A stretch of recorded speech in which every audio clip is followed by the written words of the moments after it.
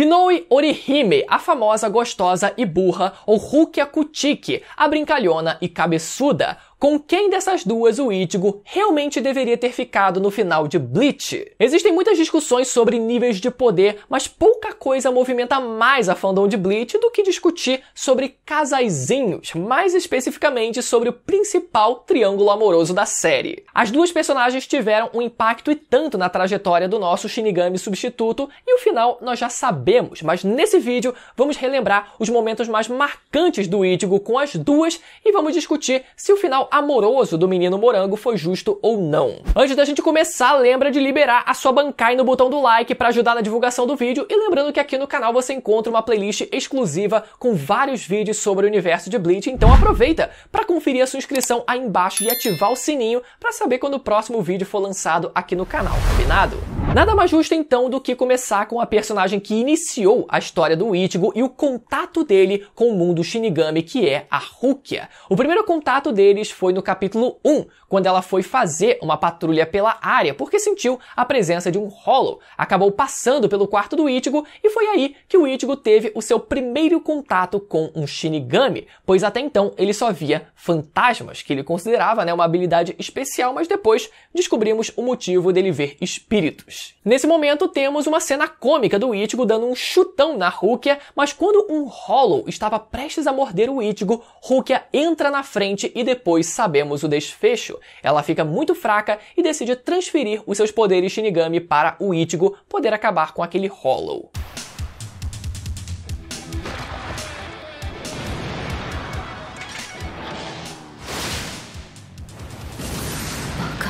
A partir daí, virá uma nova jornada de amizade entre a Rukia e o Ichigo, com a Rukia ajudando e explicando sobre esse novo mundo de Hollow, Shinigamis, etc. Quando tudo parecia flores, nos é apresentado o background da Orihime e o seu irmão que morreu e virou um Hollow. Agora, parando para pensar nesse background, podemos ver que a vida da Orihime era bem solitária nesse aspecto familiar. Ela não tinha nenhum amparo em momentos difíceis, seja de pais ou irmãos, nenhum porto seguro.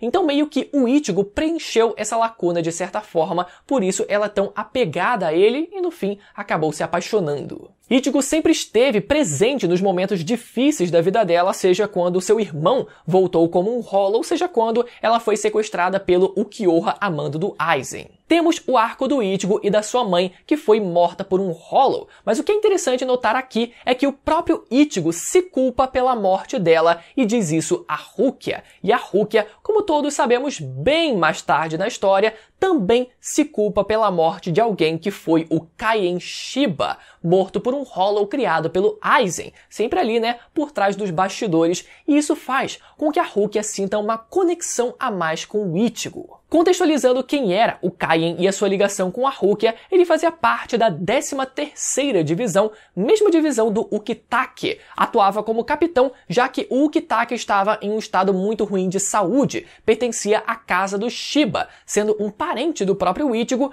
e tinha uma personalidade muito idêntica à do Ichigo e de cara, já notamos que ele era praticamente o Ichigo de cabelo preto. Ou seja, podemos dizer que a Rukia simpatizou com o Ichigo lá no início da história e se jogou na frente do Hollow para ele não morrer pela culpa que ela própria sente do seu passado, por ela não ter conseguido salvar aquele que lembrava o próprio Ichigo. Então, assim como a Orihime, Ichigo preencheu aquela lacuna da morte do Kaien na vida da Rukia. Ah, agora eu entendi! Agora eu saquei! Dito isso, temos uma conversa interessante em forma de flashback antes da Rukia ser levada à Soul Society para ser julgada e executada, lá no capítulo 52 do mangá, onde temos uma roda de meninas da escola do Ichigo e entre elas estão a Inoue, Rukia, Tatsuki, que é amiga de infância do Ichigo, Michiru e Mahana. O flashback se inicia com a Rukia se lembrando da pergunta que a Michiru fez a ela, abre aspas,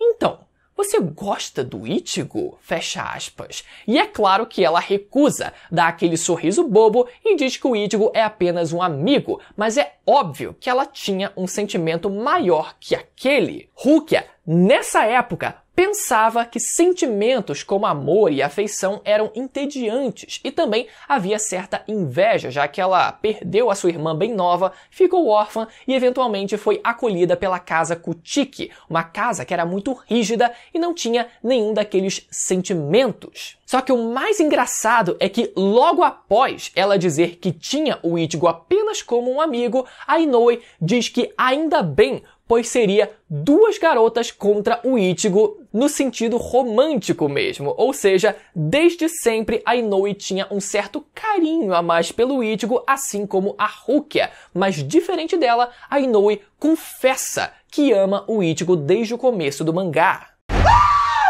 Que lindo, cara! Logo após o fim desse flashback, Rukia é parada por Renji e Byakuya, e temos uma luta do Uryu contra o Renji, mas ele é facilmente derrotado e o Ichigo chega. Ichigo consegue derrotar o Renji, mas é facilmente solado pelo Byakuya, e depois vem aquela cena muito foda, né?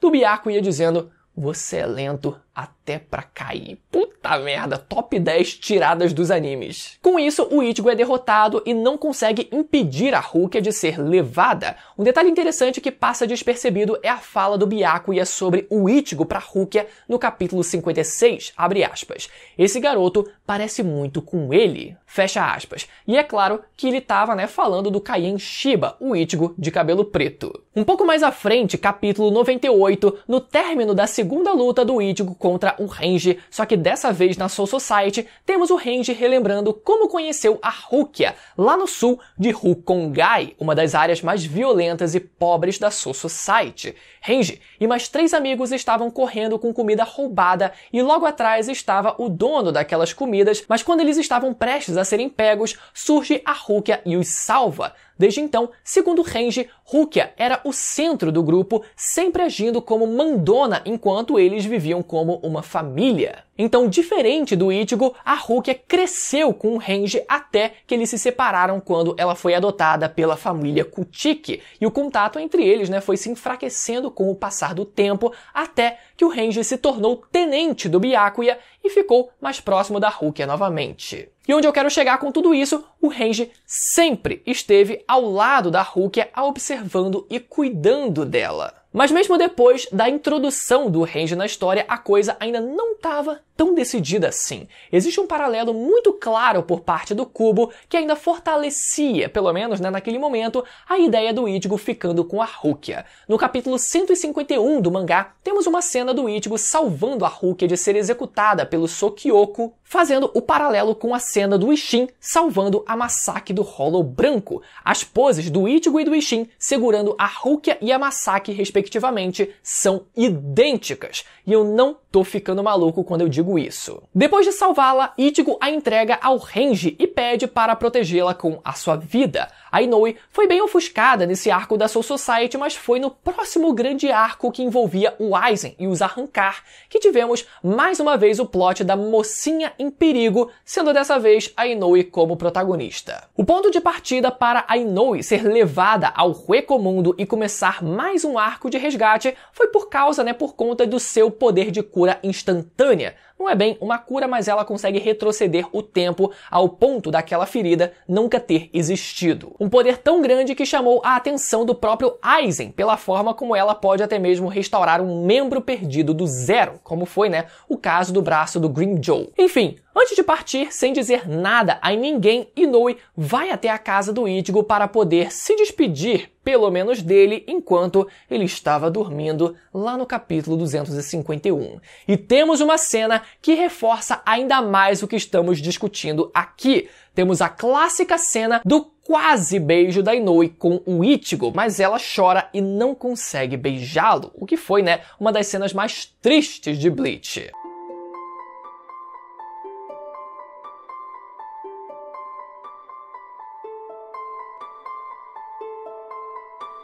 É sempre bom deixar claro que a Inoue sempre demonstrou o seu amor ao Ichigo e isso é inegável. Mas por outro lado, o Ichigo, né, é do tipo que esconde as suas emoções. E o motivo dele ser desse jeito pode ter sido, né, por conta da morte da sua mãe, que acabou, quem sabe, bloqueando os seus sentimentos de amor, afeto e carinho, e que ele acaba, ao invés disso, mostrando através de atitudes, como foi o caso da luta contra o Grimmjow e contra o Ulquiorra. Ichigo ficou à beira da morte ao enfrentar o Ulquiorra e teve o seu peito aberto, mas por quem? Sim, ela mesma, a Inoue Orihime. Tirando todo aquele meme da Inoue e do seu Kurosaki-kun, ela, desde o começo do mangá, foi posta como um par amoroso do nosso Ichigo. Depois que o Ichigo derrota o Grimmjow e salva a Orihime, ela fica toda bobinha quando é carregada por ele, e em contraste com o arco passado, a Rukia nesse arco, né, não tem tanto protagonismo como um par romântico do Ichigo, né? Na verdade, os papéis eles meio que se invertem. Já no final desse arco, depois de derrotar o Aizen e usar o Getsuga Tenshou final, Ichigo perde seus poderes Shinigamis e sua capacidade de sentir espíritos, ou seja, o Ichigo era uma pessoa comum naquele momento da história, e com o anúncio da perda de seus poderes Shinigami, a Rukia estava lá junto de Chad, Inoue e Ishida para dar esse aviso a ele. Com isso, temos uma despedida realmente muito triste da Rukia e do Ichigo, com a presença da Rukia se esvaindo lentamente enquanto eles dois se observam.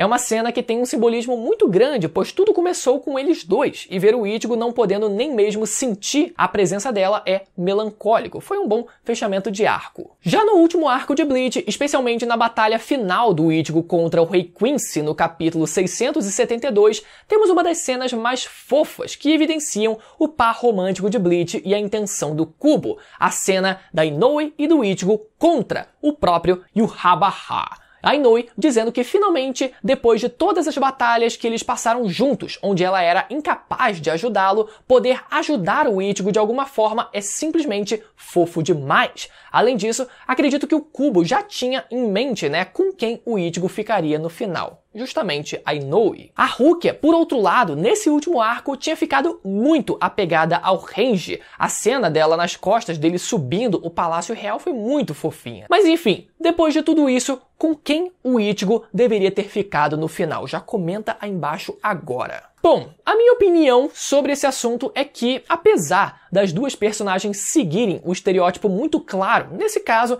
eu prefiro o perfil da baixinha marrenta do que a da gostosa burra. E o fato de a história ter começado com o Ichigo e a Rukia faz com que a gente crie um certo apego à possibilidade deles se tornarem um casal, mais do que com a Orihime, né, que só teve uma participação maior mais pra frente no mangá. Ou seja, se a história começou com eles dois, a gente sente que deveria terminar com eles dois também, para que esse ciclo fosse fechado. O problema, galera, é que esse é o nosso olhar de fora da história, porque de dentro da história, antes sequer dela começar, a Rukia já havia criado esse laço com o Renji desde criança e que foi amadurecendo e paldurecendo com o tempo, né? Então isso precisa também ser levado em consideração.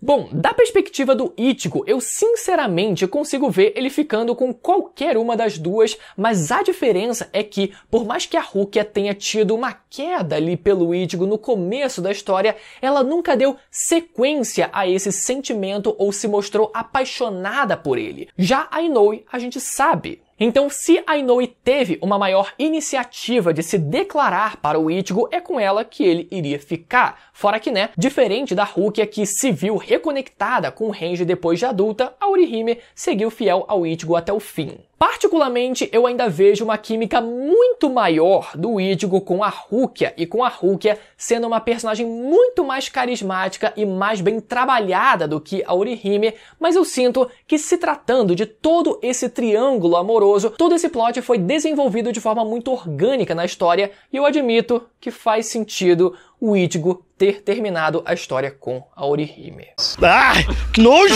Bom, eu quero saber agora as opiniões de vocês e caso você não tenha assistido o meu último vídeo sobre o universo de Bleach aqui no canal, ele vai aparecer desse lado da tela agora para você poder ir lá assistir, ou você pode clicar direto na playlist de Bleach aqui do canal para você já fazer uma limpa e maratonar todos os vídeos aqui do canal sobre esse universo, beleza? Até a próxima, tchau!